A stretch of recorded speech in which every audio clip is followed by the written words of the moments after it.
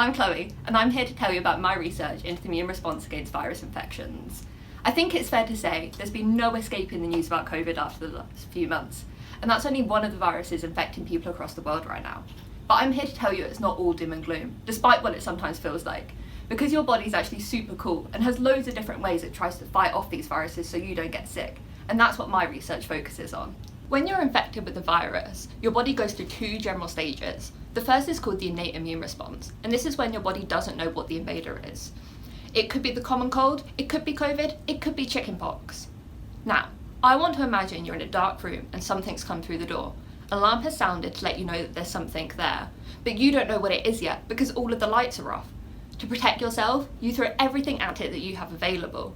Now, some of those things will miss, but some of them will hit and attack the target. Now, this is kind of like what your body goes through. In the scenario where you're infected with a virus, your body senses the virus and produces hundreds of different molecules to try and stop the virus. Much like you in that dark room, some of those things will hit, but some of them will miss or won't work. And which ones work depend on which virus you've been infected with. As a researcher, I'm trying to turn a light on in that dark room to work out which combination of these hundreds of molecules help to stop virus infection that causes problems in the lungs of young children. And to do this, I get to do some pretty cool experiments. You may have heard of gene editing in TV shows or films that you watch, but it's not all science fiction.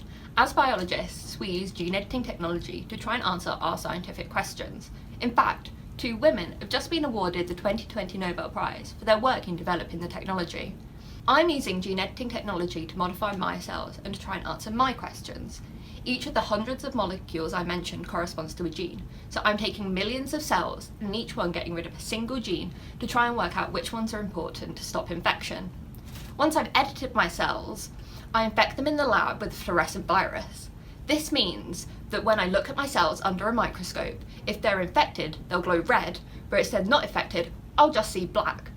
Now, the experiments I'm doing have already been used to study HIV, Ebola, and the virus that causes COVID-19, so hopefully I'll be able to do the same for my childhood respiratory viruses.